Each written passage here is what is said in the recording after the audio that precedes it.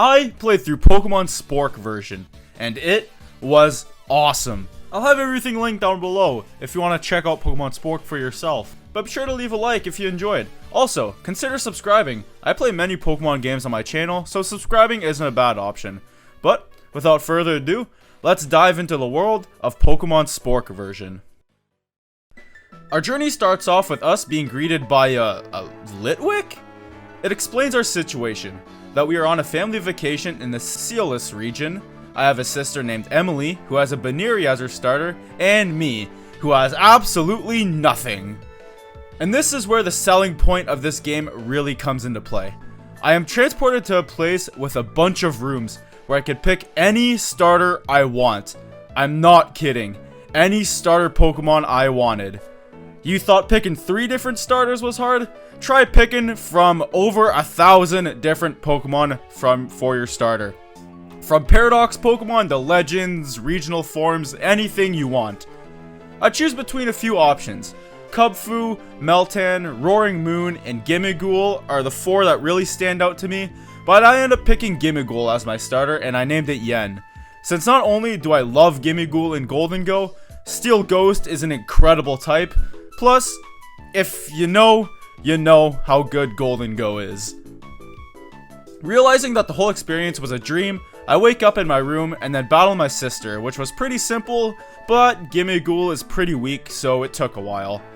I then picked up an XP All, which was pretty awesome, then got to explore the entire hotel, battling some trainers in the process. A lot of the trainers were super annoying, lowering my accuracy with Sand Attack and lowering my attack with Growl, which made everything a lot more tedious than it should have been. With more exploring, I ended up finding the training center, where you could EV train your Pokemon. I EV trained Special Attack for a bit, and once Yen reached level 10, it evolved into Golden Go? I don't know how it evolved, unless it was programmed to evolve at level 10, or if I triggered something to make it evolve at 10, but I was super shocked to see it evolve this early. I leave the hotel, get the bike, then talk to an Incineroar on the beach who gave me an Old Rod. On a dock on the beach, I found a Pheromosa who wanted to battle me, but I said no for the meantime since I was scared I was going to get destroyed. And I talked to a Lantern who would take me to the Lantern Lighthouse. I head on over to weirdly find Professor Mangrove in the lighthouse as well, yapping about how this place was discovered, which no one really cares about. In the room behind him, I find a bunch of cool Pokemon like Glimmet, Cufant, Tynamo, Beldum, and Drillbur, but didn't have any Pokeballs, so I had to leave and head to the Pokemart to go buy some. I say whatever and just go talk to the Pheromosa and have a battle with it, which to my surprise was pretty easy. And once I beat it, it just joined my party? I named it Scrunchy, then explore around the city to find the library, where I find a strange man named Brutus arguing with the librarian and then just leaves. Like, alright, good talk, bro. I further explore the library and find a strange pink-haired woman who wants to battle me. She has a Vanillite named Ice Cream, a Lickitung named Pumpkin Pie, and a shiny Mareep named Cotton Candy. After the battle, I go to heal, then challenge her friend named Corlia, who leads with a Teddiursa named Ursa, sending out a Gothita named Astra next, and her final Pokemon is an Inkay named Alien, which absolutely bodies me with foul play, and I end up losing. After a bit more exploring, I found a woman with a team of 2 Audinos, so I kinda went crazy. Not really, only getting Yen and Scrunchy to 15 and 16, Scrunchy learning Bug Bite in the process, then to head back to the library to absolutely demolish Corlia.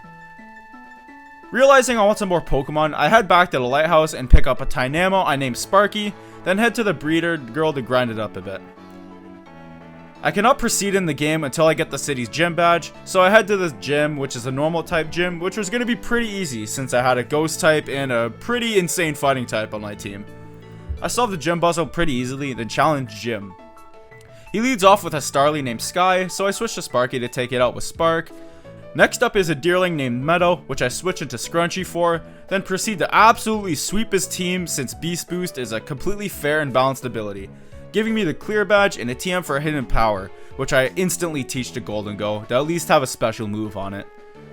Jim tells us to go north from the city, but when I was walking out of the gym, I saw a weird tile, so naturally I had to step on it. I got transported to an area known as the Temple of Time, where I find Dialga? Long story short, I can replay any major battles in the game whenever I want, which is a pretty cool feature. And with every milestone in the game, like a gym badge, a new part of the temple will be unlocked. I head north of the city to the Verma Trail, where I find a bunch of Pokemon just chilling, one of them being Pawmi. I got super excited since I love Pawmot, so I caught it, named it Taco, and instantly replaced Sparky. After a bit of grinding, Taco evolved into Pawmo and learned Arm Thrust and Dig, which were some pretty good attacks. And a few more levels later, Taco evolved into Pawmot, which was a huge surprise for me again, but I wasn't complaining. At the end of the trail, we find Emily, put her out of her misery, and enter Canosa City, where we are greeted with a Bunnelby, which I follow into the Bunnelby burrows. I run around for a bit, finding some really good items, and even finding a Score Bunny, which I was super excited to find. I hurry up and catch one, naming it Bugs. I know, very creative, don't remind me. Which I would soon to find out has its hidden ability Libero, which is pretty much the ability Protean, which changes the user's type to the move it's about to use, meaning it gets the same type attack boost on every single move it uses.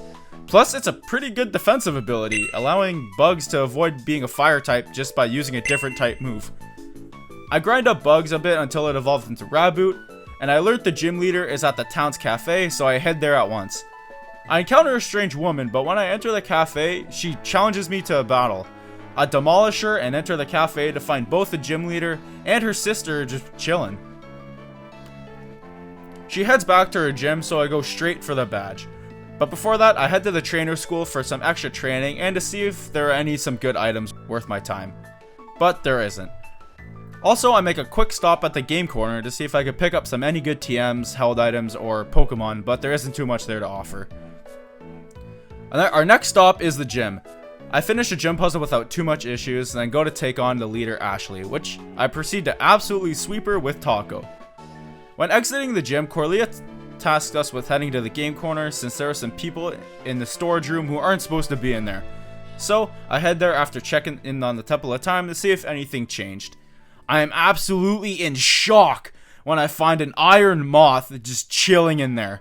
I immediately battle and catch it, naming it Core, and suddenly my team felt pretty unstoppable. I grinded Core for a bit before entering the game corner to find the evil Team Portal, doing some illegal stuff.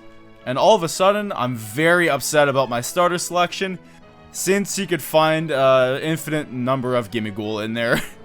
Meaning I could have gotten my Golden Go anyways, but I'm not too upset about it, since I'm convinced that you could find every single type of Pokemon at some point in the story, since the variety in this game has been pretty crazy. At the end, I find an entrepreneur. I destroy him without too much trouble and head west, where Corlia explains that she too is a part of Team Portal, and that they stole a bunch of items from the game corner. She then challenges me, which we put her out of her misery once again, then proceed on where I find my next team member, a Choodle I named Wreck. I grinded up Wreck until it evolved into a Dreadnought, and carried on until I found a strange woman named Draga, who's scared of crossing a bridge. Also, she claims that she's afraid of the Cave of Resolve, which is conveniently right there. So we head into the cave where I find a Charcadet and an Armarouge and Ceruledge selling the armor Charcadet needs to evolve. Once out of the cave, we made it to Jelline Town. Then she goes on to say that she's not from here and all that, but no one really cares, and then her and her Jagmo just head out. I go back in the cave since using an Armarouge would be pretty sweet, so I catch a Charcadet, name it Drax, and buy an Auspicious Armor, which I use to evolve Drax into an Armarouge, which I tragically replace Bugs for. I accidentally go south of the town to find the Forest of Feeling, which I feel is a bit out of my reach for the moment, so I head out and go grind Drax up for a bit. Emily is just there in front of the gym, and she wants to flex her Lopunny on me, but I just punt it to the moon along with the rest of her team.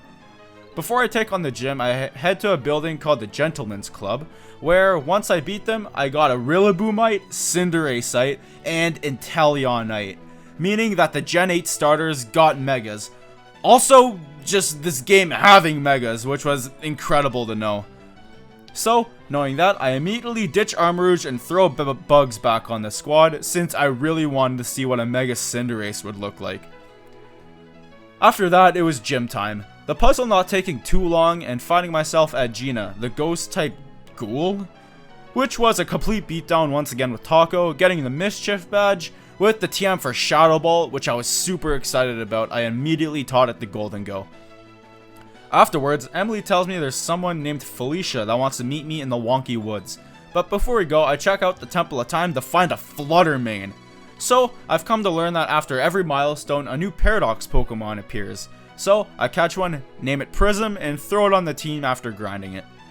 So right now, my team is getting pretty strong, so I head south of the Wonky Woods and absolutely sweep every single trainer in there since I'm so overleveled, and eventually finding both Felicia with one of her friends Delicia, which we fought at the start of the game in the library. In a double battle with Emily, we crush them, and when leaving some weird stuff with Gina and licking Delicia's face happens, which was weird as so I just ignored that and move on. East of the town opened up, so we head east into the Aloria Meadows, which was uneventful, just the double battle against a girl named Orange, which we also punt her Pokemon to the moon, until we end up in Aloria City, home of the Grass Gym, and with a Fire Poison type Iron Moth with Beast Boost and an evolved Cinderace. Yeah, it wasn't too difficult. I'll just skip over this one. And in the Temple of Time, we find a Brute Bonnet and an Iron Leaves, which I catch both and name Poof and Edge respectively. But I don't add them to the team since my team is already looking really solid. Heading south of Aloria City, I got the Goodron from an Incineroar and find a hiker who sells me a bunch of stones, which I take note of since this could be of use to me later. Shortly, I end up in Bolai Beach, aka the next town. After some exploring, I'm tasked with going to the Rap House for some reason and booting everyone in there, and taking on their leader of the Rap House, Cherry, which is, to no one's surprise, a complete pushover. With that out of the way, the BCC, Beach Cleanup Crew, are under attack by Team Portal, so myself, Emily, and the gym leader of the town, Chelsea, gotta go in the headquarters and give them the boot. And their admin, Quinn, which, side note, had probably some of the best sounding battle music I've ever heard. Just take a listen for yourself.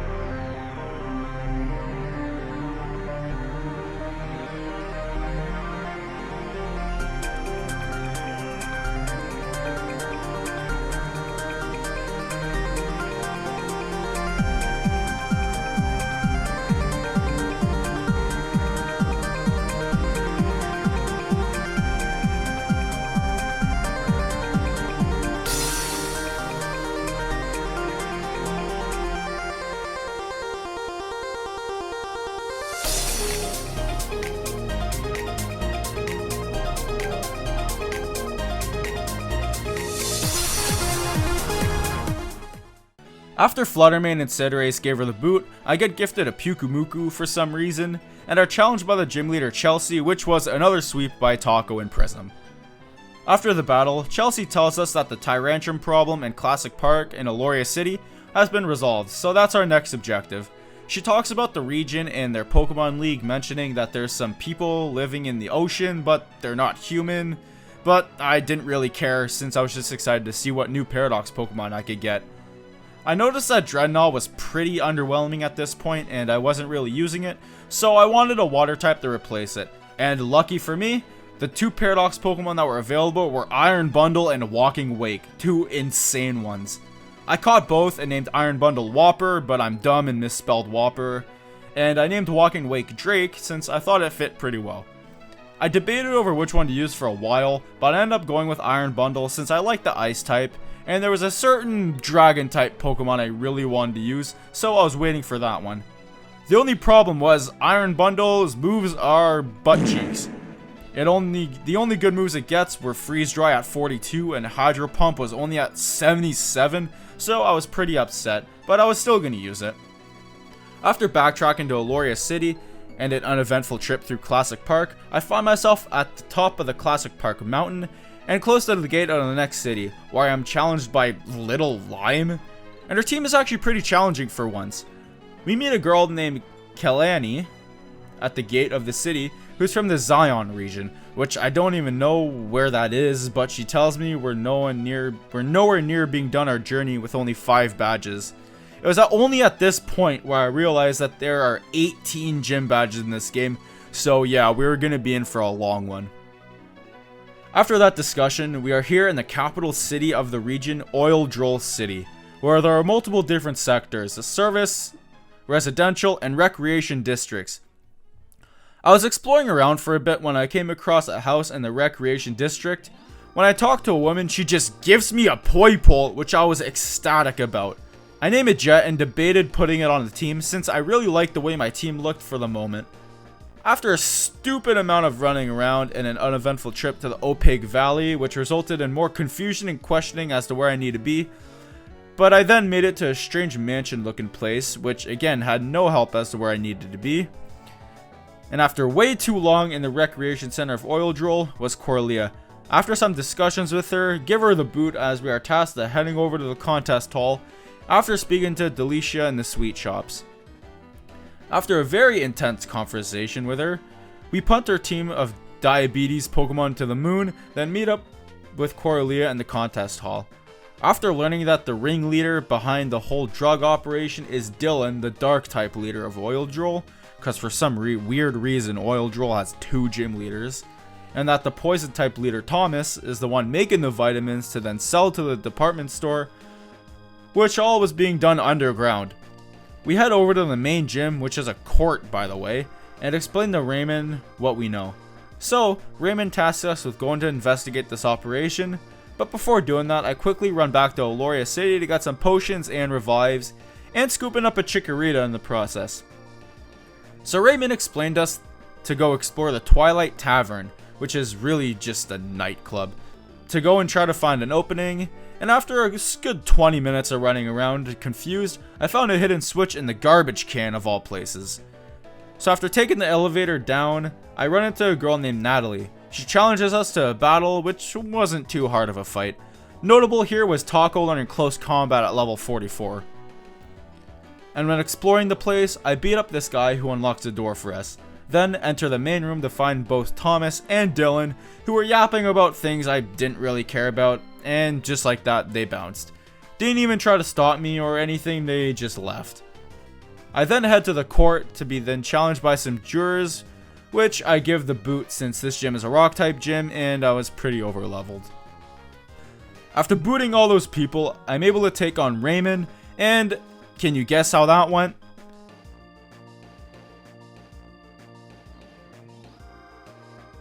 After the gym, I head to the Temple of Time to find an Iron Thorns, which like all the other ones, I was pretty hyped about.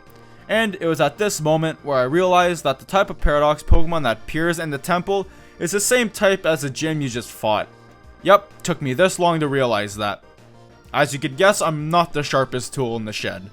I named it Cruise, realized its nature was pure garbage, and caught another one, which had a fantastic nature, so that was worth my time.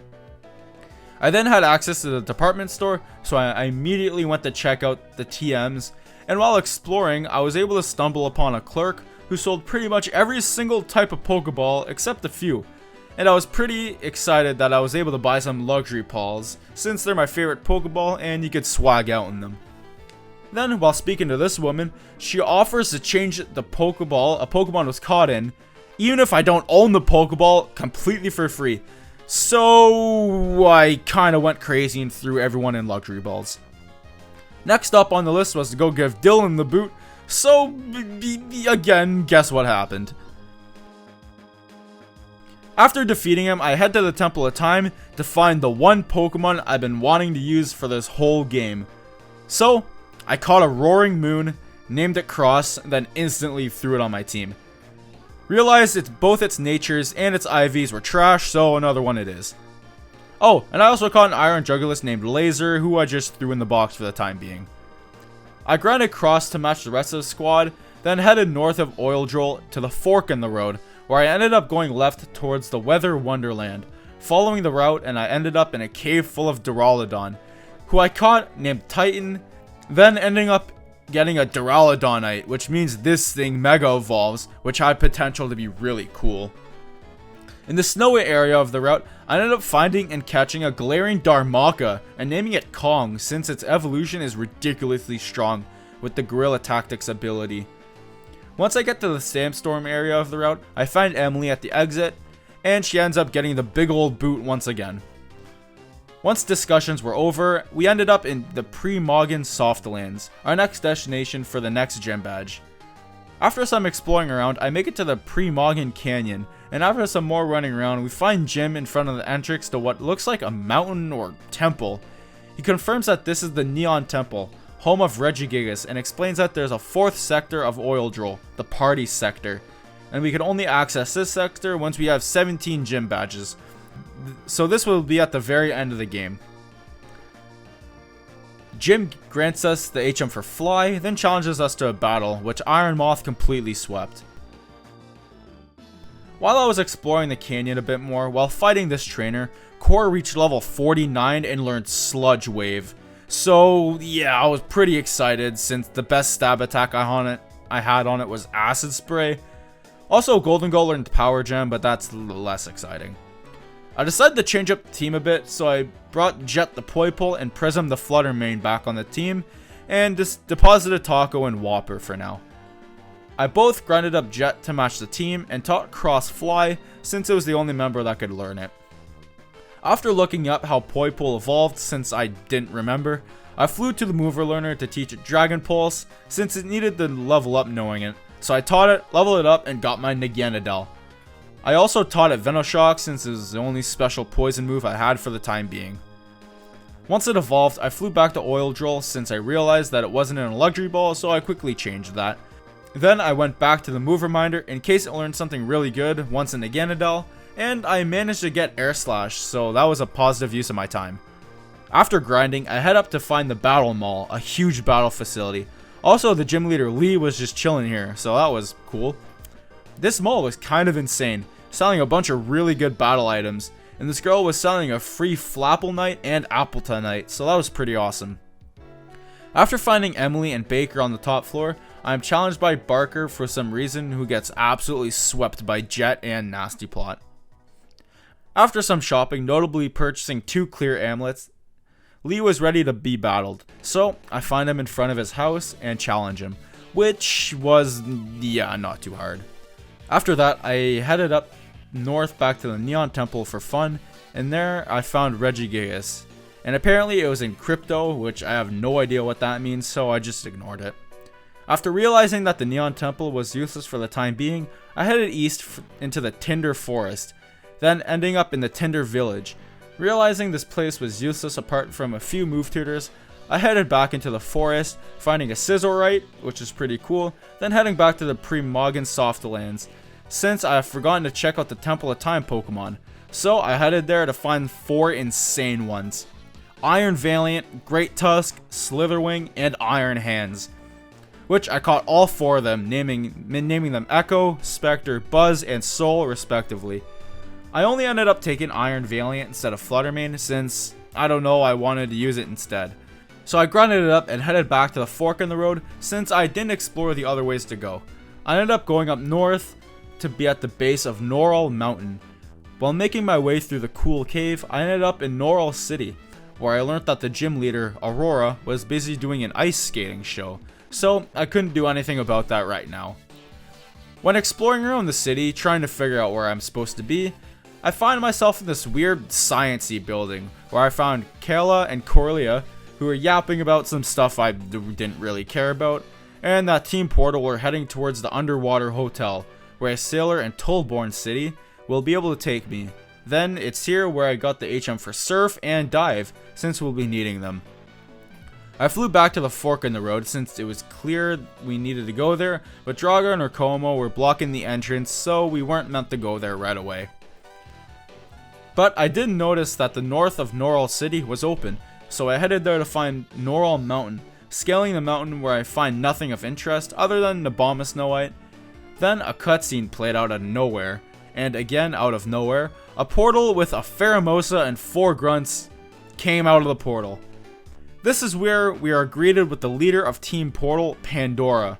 She challenges us to a battle after a gauntlet of grunts, so we destroy the grunts. Then one more out of absolutely nowhere, Articuno shows up. And Pandora challenges both me and Articuno to a double battle.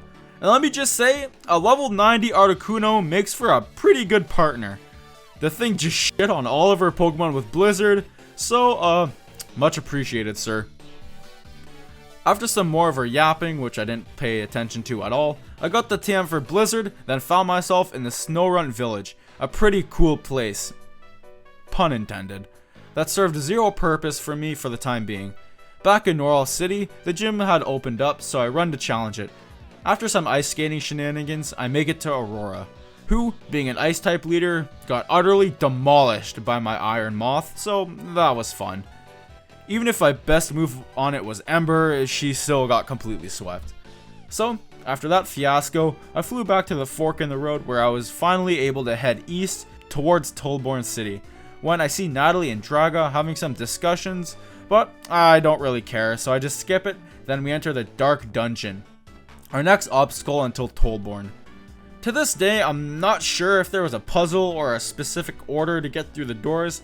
I just kind of ran through them all willy-nilly and managed to make it through till I found Natalie and Draga once again in front of a completely normal portal looking thing, which took us to probably the weirdest, most confusing part of the game. Yeah, I'm not really sure the point of this part, but yeah, that happened. I keep running around the place and I end up in a weird room where Cyndaquil and Sableye are fighting. When I spoke to the Cyndaquil, this thing just came out of absolutely nowhere, so I destroy it as usual, and it joins my team, and I name it Chomper, and find a Sableye Knight, then proceed to find Draga and Natalie once again, with another one of those weird portal things. And this one transports us to a weird room where I find the same Litwick from the start of the game.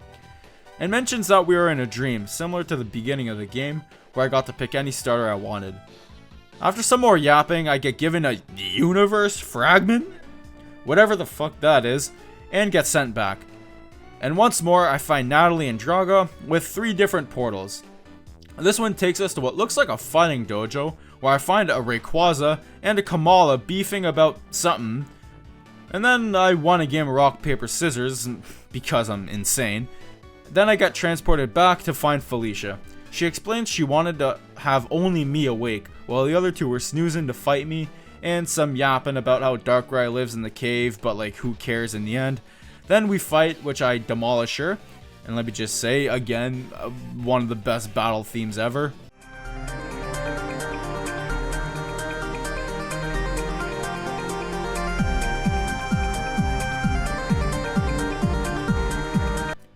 And it was at this point, at level 56, Iron Moth finally wanted to learn Fiery Dance, an 80 base power fire move with a 50% chance to boost the user's special attack. Basically an insane stam move, comboed with Beast Boost. After she was dealt with, we finally made it to Droll City, which, while fighting some random trainers, Roaring Moon also hit level 56 and learned Dragon Dance.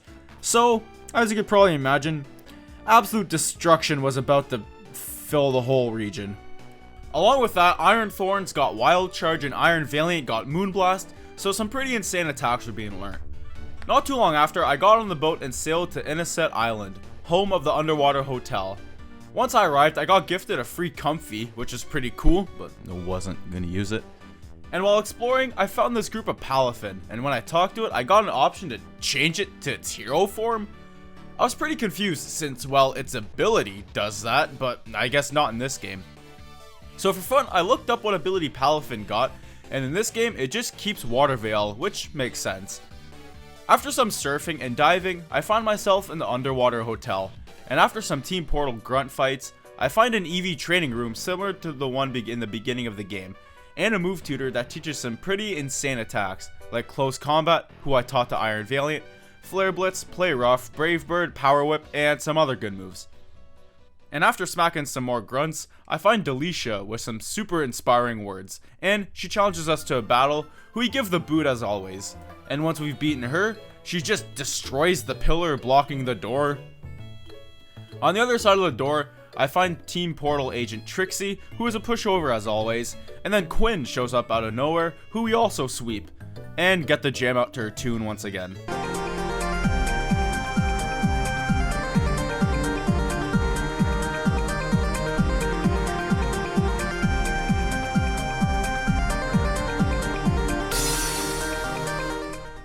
Once done at the underwater hotel, I sailed back to Tollborn and talked to Draga, where she says that her gym is officially open and that we could go take her on. But before doing that, I did some research and noticed that I missed out on some pretty insane move tutors. So I did some backtracking and taught Golden Go Nasty Plot in Jellytown. And it was at this point where I figured out that Bolai Beach had some of the best move tutors in the game. For free. And I just completely missed them. You got moves like your punches, Iron Head, Aqua Tail, Earth Power, Gunk Shot, Outrage. Do I need to go on? So I taught Roaring Moon, Outrage, and Throat Chop, Drain Punch and Thunder Punch for Iron Valiant, High Horsepower and Ice Punch for Iron Thorns, and Heat Wave for Iron Moth. So this is a squad for now. Pretty insane if you ask me.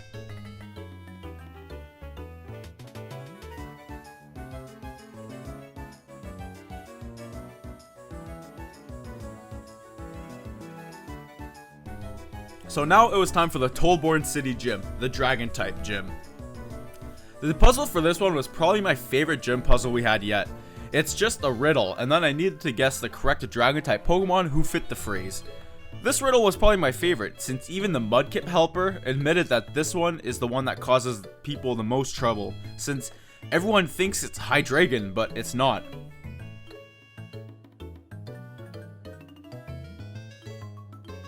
The battle with Draga, however, was probably how you imagined it would go. Absolutely swept by Iron Valiant, so that was fun.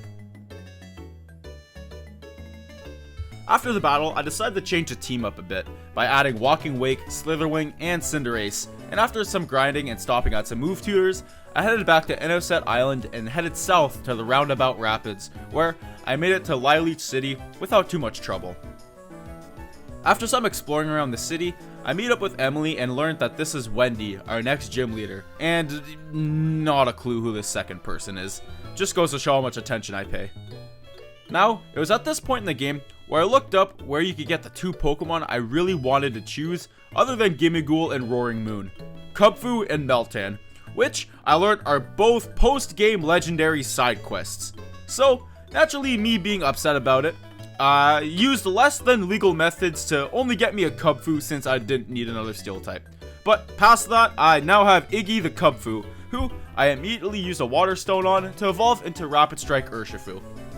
In this game, Kubfu evolves by stone, so Water Stone will get you your Urshifu Water, and Urshifu Dark with a Dusk Stone. And after a long time grinding Urshifu to the rest of the team, was now ready to move on. While exploring around this weird Heracross mountain, I came across a woman by the name of Arnalda with a rather large bug beside her. She's another one of the Elite Four members, and I'm all of a sudden challenged by her large bug on steroids, which we beat without too much trouble. Then the steroid bug just joins our team. I name it Veins and move on to the lovely lake, where I find Emily just chillin', when once again Quinn pops out of nowhere, but explains that she's not here to fight, so I just skip all their yapping and move on to Emily, who wants to fight me for some reason as if she thinks she's gonna win. She didn't. Oh yeah, and I got a Mudkip after a joke I bet no one laughed at. I name it Katara, then move back to the city, where in front of the gym was a girl named Grape, which, to be honest, I'm more of a green apple kind of guy, so naturally I had to put her in her place. Next was the bug type gym, and before I went to face Wendy, Pandora popped out of nowhere and challenges us to a battle. And yeah, to no one's surprise, it wasn't very hard. Next was the battle with Wendy, which once again, to no one's surprise, was completely swept with Naganadel. Our next destination is back to the Canosa Island, and to head north to the Sea of Knowledge, where I am greeted by Yuxi, who explains that the Sea of Knowledge is a sort of quiz with signs and multiple choice questions, which was uneventful, so skip that, and here we are at the ocean's coast, where we meet some weird girl named Carol, who yaps about some stimulations being stuck in the water and we needed to go retrieve them. Yeah, it was pretty dumb, so I just skipped this part. It took me a whole lot of running around and confused to figure out that Quinn and Emily were just chilling at a table and went flying right past them multiple times.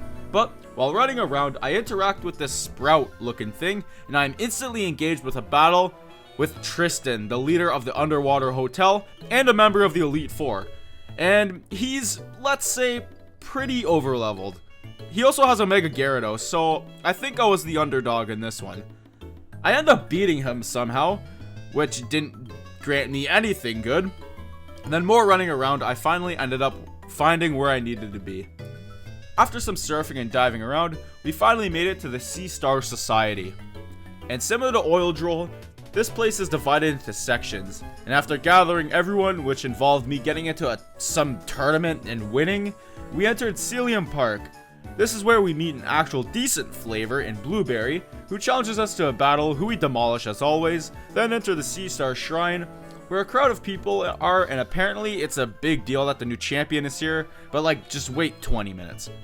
After some more yapping about Team Portal, Sea Star representative Ivan challenges us to a battle, who was swept by Naganadel. Remember how I used less than legal methods to get me a Kubfu? So, yeah, welcome Pat the Meltan to the team. I couldn't help myself, alright? I really wanted a Mel Medal, so yeah, I got one. Which, Meltan evolved at level 40 in this game, which I really wasn't expecting. And after some move tutoring and grinding, this was the Mel Medal I was going with. And now since the Sea Star Society stuff was over with, the Poison type gym was now open. And this puzzle was absolutely terrible. The goal was to set the correct value for each console by getting hints from the Grimer, which gave very vague hints. So this gym caused me, how you say, a lot of trouble. I did eventually get it, and now we can challenge Thomas, who was once again swept by Naganadel, but like, no one's surprised, but it wasn't my idea to put Nasty Plot and Beast Boost on the same Pokemon, okay?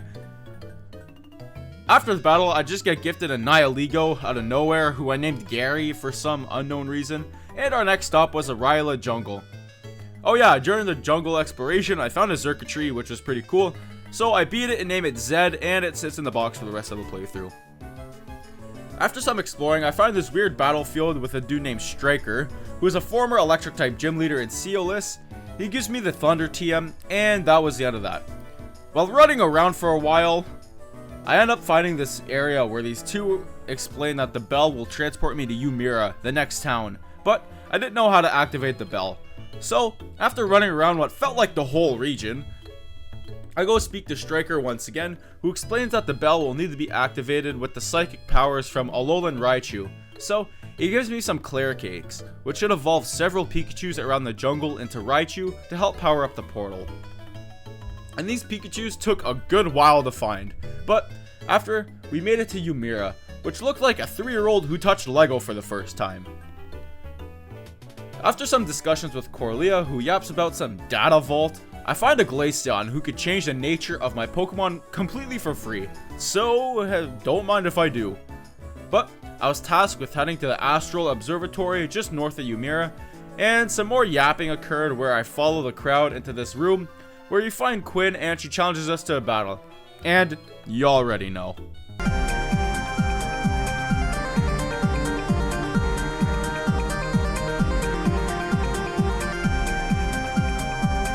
After the battle, we go out to find a Cosmog just chilling. And now there's a Lunala right there. And it just leaves?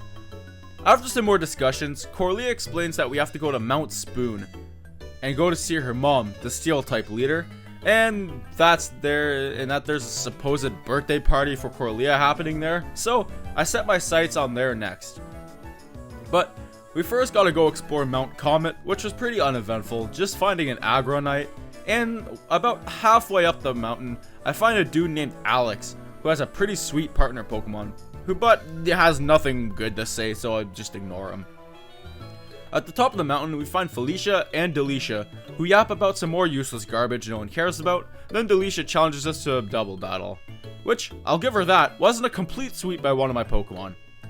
After defeating her, I head back down to challenge a Umira gym, which was, yeah, pretty strange. And since this gym was Psychic type, I brought along Buzz the Slitherwing. The gym puzzle wasn't too bad, so we made it to Isabelle without too much trouble. She leads off with Wobbuffet, and yeah, we got bodied right off the start. But that was all good, since I have a pretty insane dark type with Dragon Dance ready to absolutely get the broom out. And she even encores me into using Dragon Dance, so yeah, this one is pretty much over. The next location of interest is the Petalil Prairie that leads into the Giggly Grove, so that's where I head next. Once there, the Lilligant explains that there's a trial that I need to complete before being able to go to the Grove. She explains that the trial is a game of Sudoku, putting flowers in the right columns and rows where the colors will never overlap with one another.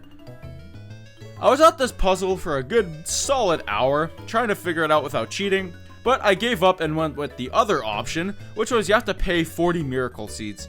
So yeah, have my stupid seeds. So we were here at the Grove, and after running around lost for God knows how long, I find a shiny Toad's cool, so I caught it, named it Jin, and it sits in the box for the rest of the playthrough. Then it was here I realized where you were able to jump up on the mushrooms. Seriously, I bet no one playing this game would be able to figure this out, because tell me this just doesn't look like a part of the background. Anyways, all I was here was Corlia and Barker, who challenges me to a battle like he thinks it'll be any different from any other time. It wasn't. I flew around to some places since I wanted to teach my Golden Go a steel type move since it got nothing, but after exploring around, I picked up a Bulbasaur from the Forest of Feeling, which was pretty cool. I named it Munch, then headed back to Umira. Before heading for the next gym, I decided to bench Slitherwing and bring Kong the Galarian Darmaka on the squad. I evolved it with an Ice Stone to have a Galarian Darmanitan, and grinded it to the rest of the team, as well as doing some move tuner shenanigans. While progressing through the next gym, which was Fairy type, I ended up finding Delicia and Felicia once again, and this time, Devourer from Dreamland Delicia challenges me to a battle. And when my Guerrilla Tactics Fire Punch didn't kill this thing, I got pretty skeptical. So, I took a look at my Darmanitan to find that it was Zen Mode. I was shocked, since I thought that Zen Mode was its hidden ability, which it is. So, I was pretty upset since I wanted Guerrilla Tactics, but I was still alright with it. After that battle, I'm forced to fight a mid-flavor in Strawberry, to be honest, which was pretty easy. Now I was able to fight Carol, the Fairy type gym leader, which was a double battle, which made it a bit harder but still not too bad. After securing my 12th badge, outside the gym was Corlia, was offering us to take us to all the Mount Spoon. Once at Mount Spoon, we gotta go through the crystal caves to reach our next destination. And the puzzles here were absolutely mind-numbing. The idea of these puzzles was that the carbink form a shape, where you have to match the colored carbinks with the different colored rocks in the same form. Doesn't sound too bad, right? Except that the form doesn't match where the carbinks are placed. For example, the first one here was up about 8 tiles from where they demonstrated it. Same thing with this one. The form isn't too hard, it's just that you needed to match the form in a different place from where they demonstrated it. Okay, I'll stop complaining now, but this one took me a while. Once I finished that, we made it to where we need to be. This building was both a gym and a residence, and since the gym was locked for the time being, I headed up to the residence to find absolutely every single person I've met thus far in the game. I find Ivan, speak to him, and now I find myself in a double battle with Meta against Bruton. Mid a hotel, by the way, with everyone watching. Notably during the battle, the text ate a mini mushroom from Mario, which caught me off guard and was pretty funny. After the battle, my goal was to talk to everyone at the party, and since I thought I've spoken to everyone at the party, I was pretty confused, so I ran around for a solid chunk of time trying to figure out where I needed to be. It turns out, I just forgot to talk to these people here, so that was like 20 minutes of my life I'm never getting back. After the party, the gym was opened up, and since I know this gym is steel type, I brought along Soul the Iron Hands and Spectre the Great Tusk, grinding them up, changed their moves, changed their natures, the usual. Then headed for the steel type gym. The puzzle for this gym was pretty cool. It was similar to the poison type gym, remember the one that caused me all that trouble, but it was a lot more manageable. They showed you some number combinations and told you if a certain number was correct and placed correctly, if no number was correct, or if a number was correct and misplaced. I did the gym puzzle without too much trouble since a lot of it was just guessing and trial and error, but the battle with Illumina was pretty smooth. Until she threw an absolute curveball at me, bringing in her Copperaja, and it mega evolved, which I really wasn't ready for. But an easy battle swept by Great Tusk. Side note, Mega Copperaja just used its G-Max form, so that gave me some ideas to what the Mega Gen 8 starters looked like. After leaving the gym, we are tasked with meeting Hoopa in the Daiziran Desert. Before visiting Hoopa in the temple, we need to go to the Melodic Mines, the resting place of Meloetta. So, that's exactly where I get going. Once there, I meet up with Barker and Corlia, who are discussing something about the data vault and Team Portal, but I was once again sleeping through their whole discussion. Barker then challenges me to a battle, which obviously wasn't a bright idea. Then we have the green light to go to the temple to visit Hoopa.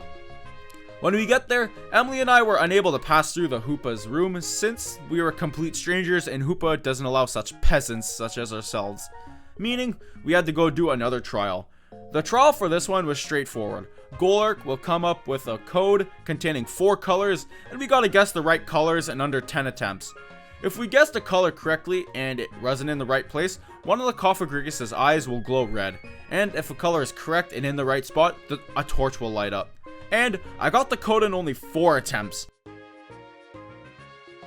Oh, and I got a Garchompite. After a very meaningful and deep conversation with Hoopa, we meet back at Alumni's residence to find Pandora, who basically just wishes Corley a happy birthday, gives her a gift, and then bounces. Our next objective is to head on over to Party City, the home of the 18th gym badge.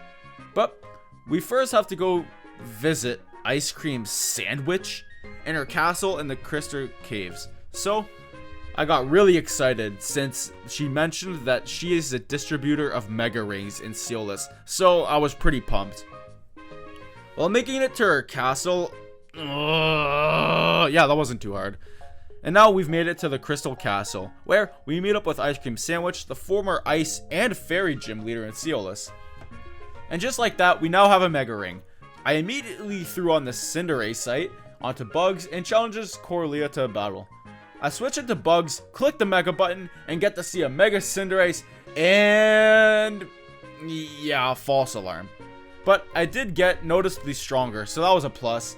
And when I took a look at Bugs' summary, I noticed this.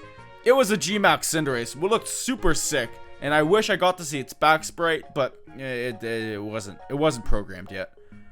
After the battle, we are tasked with heading to the Marvelous March, which was just a large open area with what looked like mud everywhere. The only interesting thing going on was a Swampert night, and the main office of the Temple of Time, which is really a random place to put it if you ask me. The other interesting thing is the 16th gym leader Molder, the Mud Wrestler. His team was actually pretty hard since I didn't have a water or grass type, but still wasn't that bad. After the battle, we head up north to find the Battle Frontier, which is pretty cool, but none of the facilities were functional at the moment. Up north, we find Angela's 17th gym leader and Angela's assistant. She challenges both Emily and I to a double battle, which was actually pretty hard since her Lunala, yes, Lunala, was pretty difficult to take out. So, with the wing badge under our belt, we are able to head up to the Yellow Sea, where we find Quinn, who challenges us to a battle, and again, you know what's up.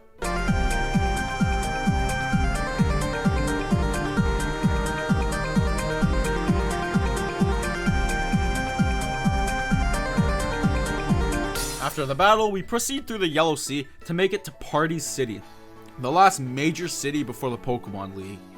We meet up with the rest of the group and Kayla, who explains our last plan to take out Team Portal.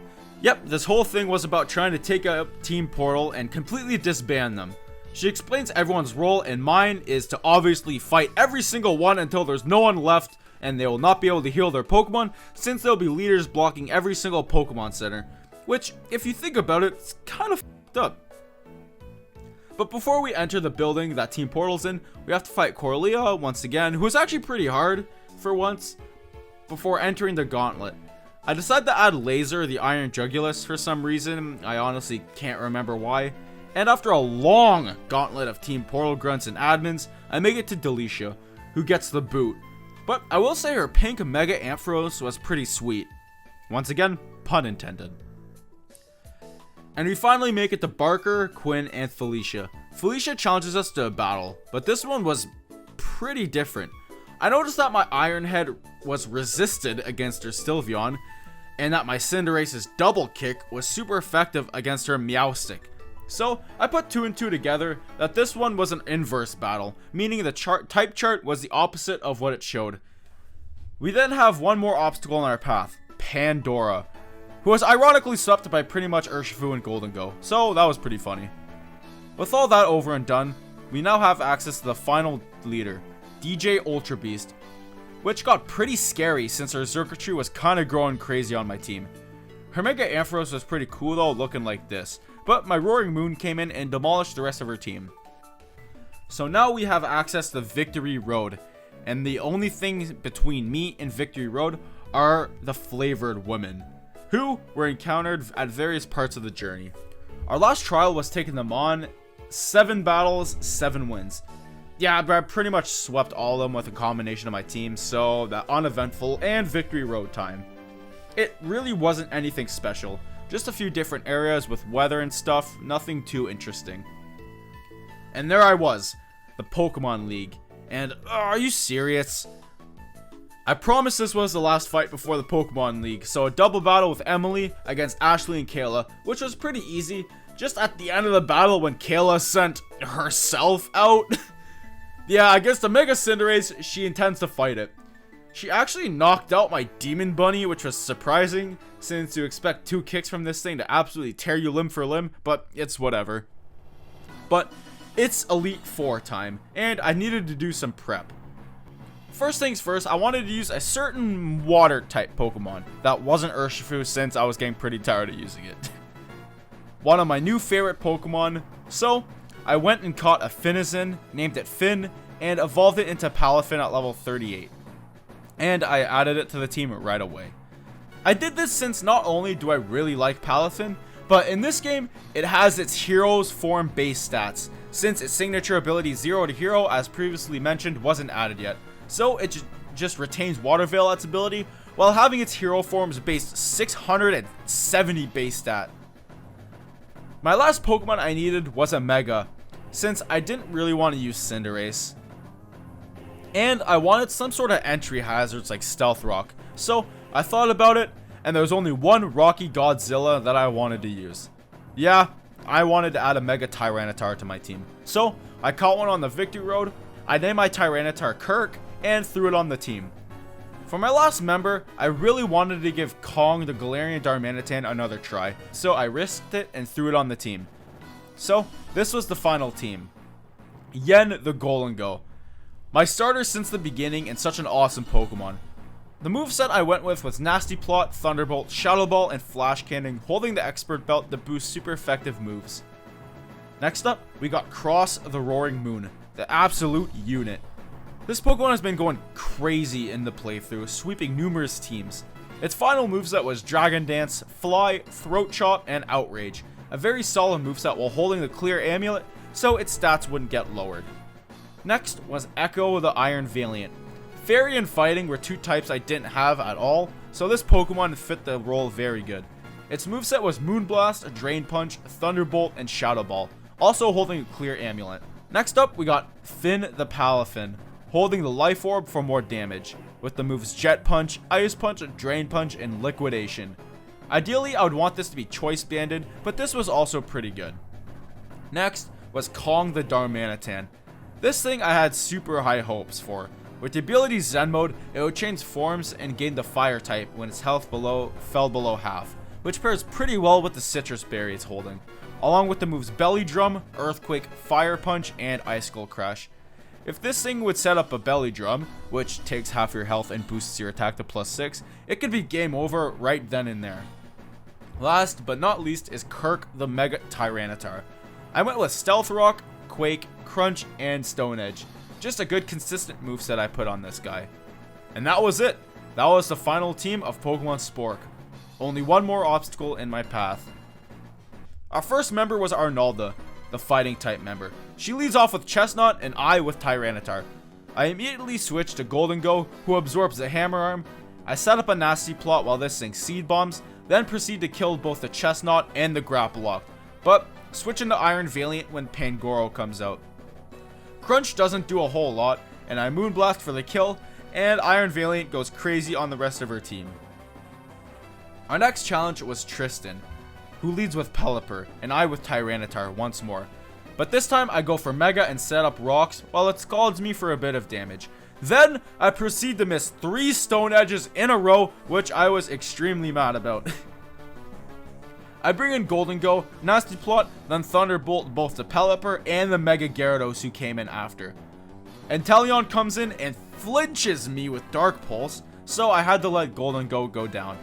I bring in Roaring Moon, Dragon Dance, and destroy the rest of his team. The third member was Seamus, the Grass type Elite Four member. He leads with Rillaboom and I with Darmanitan. I risk a Belly Drum, and for some reason my Citrus Berry didn't proc, so I think I messed up something there. I bring in Roaring Moon and Dragon Dance while it switches to Victory Bell, who poisons me with Sludge Bomb, while I Throat Chop for a lot of damage. I risk another Dragon Dance while he ingrains, then I proceed to take out Victory Bell, Rillaboom, and Torterra, while his Mega Venusaur took a +4 Throat Chop from my Roaring Moon, which was absolutely ridiculous. I make a dumb switch into Iron Valiant, who dies right away to Sludge Bomb, and I make another embarrassing switch to Palafin, trying to kill it with Ice Punch, and it living and killing me with Giga Drain, getting all its health back since I forgot about Thick Fat. I bring in Yen to finish it with Shadow Ball, but that was a pretty embarrassing performance from me. Next up was Superior, who has Shadow Ball for some damage, while it Hidden Power Fires for some damage. I finish off Superior to bring in Ludicolo, who finishes off Golden Go with Scald, but Tyranitar comes in and finishes the battle. The last member was Peach, the Psychic type member. They lead with Alolan Raichu and me with Tyranitar. I Mega Evolve and click Stealth Rock, while Raichu nasty plots. It then destroys T-Tar with a Focus Miss, and I bring in Golden Go, who surprisingly lives a +2 Thunderbolt like it was nothing and takes out Raichu. Starmie comes in and finishes Golden Go with Surf. I bring in Darmanitan and I click Belly Drum while it surfs and almost kills me, which I wasn't too happy about. But I go into Zen mode, click Earthquake, outspeeding it, which I wasn't expecting to do, but it barely lives and takes me out with a Thunderbolt. I'm tired of this battle already, so I switch into Roaring Moon and Dragon Dance and proceed to absolutely sweep her team with Throat Chop and Fly for a Mega Gallade. Now, it was champion time. But Emily is here and we have to battle her since we get to see who fight Angie the champion. Just like any other Emily fight, this one was over pretty quickly. Now, it was time for the actual champion fight against Angie? Agni? I think it's Agni. Pfft. She leads with Vaporeon and me with Tyranitar. I go for the Mega Evolved Stealth Rock play and she goes for Ice Beam. I get Rocks up basically for free, so I have a pretty good lead already. I click Stone Edge instead of switching, which does a lot of damage, and she Scalds, which also does a lot of damage and burns me, but I'm able to take it out with Crunch the next turn. Her next Mon is a Phalanx, so I switch to Iron Valiant expecting a fighting move, but it goes for Smart Strike for some reason, which does a lot of damage, but I just outspeed and kill it with Moonblast. Next is Salazzle, which I risk a switch into Palafin for, eat a Sludge Bomb and get poisoned for it, but I just click Jet Punch and kill it. Next was the hardest Mon on her team to beat, Naganadel. I try to Ice Punch it with Palafin, but it just Sludge Waves and gets a free plus special attack boost, so that wasn't fun. I switch to Golden Go and just get hit with a Flamethrower, but I live and get burned and launch a Shadow Ball into it, doing a fair amount of damage. I switch into Iron Valiant and get outspeeded Moonblast for the kill. Her next Mon is Clefable, who I just Moonblast for the damage and it does a lot, almost killing it, but Moonblasts me back for the kill. I go into Kong and finish it with Earthquake, and it's time for her to bring in her Mega, Absol. I don't really know what to do in this situation, so I just click Icicle Crash hoping for a flinch or something, but Kong ends up outspeeding the Absol and taking it out in one hit. And that was it.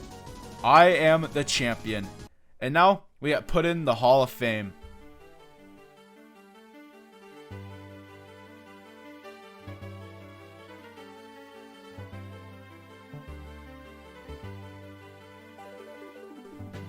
But that's not where this journey ends. This game has an absolutely gargantuan post-game with legendary side quests, boss fights, and secret areas. So if y'all like to see that, be sure to let me know by dropping a thumbs up, and consider subscribing if you enjoyed. And if you want to see more from me, I recommend checking out these fun videos here. But that'll be it for me today. Take care, thank you so much for watching. I'll see you in the next one.